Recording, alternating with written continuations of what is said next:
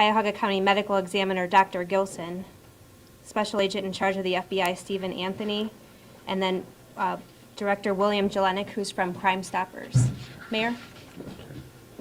Well, I want to start off by saying to the families of victims whose murders or homicides had not been solved, that they have us, they're in our prayers and our condolence to them, and on all those who are still missing people. We want to ensure them that we are continuing to look for their loved ones. Today is update. It's an update. The chief will let you know what has happened from the beginning to where we are now to where we will be going forward. Dr. Gilson will be talking about those things that he is doing to gain a positive identification. And with that, when we are able to put the positive identification forward, we'll be back again to talk to you. Okay? Chief. Thanks, Mayor. As the mayor stated, we're here to just kind of give you guys an update on where we're at, first of all, with a homicide investigation and also with a missing persons investigation. Currently, as you know, this past Sunday evening, members of the 4th District, while searching different locations for a missing juvenile female, Aliana, actually discovered a body in a vacant structure in the 4th District. We started that homicide investigation that night, and we have not stopped. Members of the Cleveland Division of Police, multiple units within the division, as well as our partners with the FBI, BCI, Adult Parole Authority, and others have picked up and started to help us in this homicide investigation, as well as the current missing persons investigation. What I want to clarify, and Dr. Gilson will speak after me, is that there has not been a positive identification of the victim found in that house on Sunday night. And until there's positive scientific evidence, we're not going to announce who that person is. We have a very strong idea based on evidence and things like that of who that person is, and we've talked to that family. We're in constant contact with that family, but until the medical examiner makes that positive identification, we don't have an announcement for that. As I stated, members of the FBI who were involved in the missing persons case from the beginning, members of BCI, Attorney General DeWine offered his assistance, and that came through the Department of Corrections and Rehabilitation and the Adult Parole Authority. Our officers have done dozens and dozens of interviews and canvasses in the 4th District neighborhood. We followed up on dozens of leads that we have from the community, and we ask the community to continue to phone in those leads so that our investigators can get out there and check them out. We're not going to rest until the perpetrator of this crime against this young lady is found and brought to justice. There is a reward. Mr. Jelenic from Crime Stoppers will talk about that reward, but it's basically supported by the FBI, the County Prosecutor's Office, and Crime Stoppers. We just want people to know that we're out there, we're looking for the people involved in this, and we will bring them to justice. We have a great team, but we need the community's help. Our officers are working nonstop since Sunday night, and we need the community's help to bring closure to this family. Again, once we identify that victim, we'll come back and let you guys know that that has been done through the scientific process. So with that, I'm going to bring up Dr. Gilson from the Medical Examiner's Office.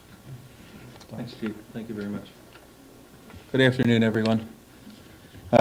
In reference to the individual whose remains were found on Sunday night and transported to our office, as the Chief said, a positive identification has not been made. Those remains are of a young black girl, and one of our leading considerations is of the person who was reported missing, the 14-year-old girl. At the present time, identification efforts are underway, including fingerprint and DNA comparisons. These are running parallel to criminal investigation as well, and it's absolutely essential, as the Chief said, to bring these folks to justice, individuals to justice, and we have to get all of the details right. and that includes collecting the appropriate evidence as well as maintaining the identification process. As an approximate time frame, we commenced our investigation Sunday evening, and the individual was transported early Monday morning, and we've been continuing to go forward with the identification process, as I mentioned. Everything that we've seen so far is consistent with the missing person, but until that's positive, we won't be releasing any information. Thank you. Mr. Anthony? Steve? Good afternoon, everyone. Thank you, Chief. As you all know, we've talked about this many times, there's really nothing more important that law enforcement does than try to find missing children, and this is no exception. And that's why you heard the Chief talk in great detail about what his officers have been doing nonstop to try to find Aliana. And obviously those efforts are going to continue. We've had a great relationship, and as you know, with the Cleveland Division of Police, and from the FBI's perspective, we're just trying to plug and play and provide any and all resources, whether that be helping to canvass, helping an interview, help review some videotapes or surveillance tapes or other technology. We stand ready to support them, and the Chief and his team knows that. We will continue to do that. And also, as the Chief mentioned, we need your help. That's not, like many of these cases, can't emphasize this enough. No piece of information is too small.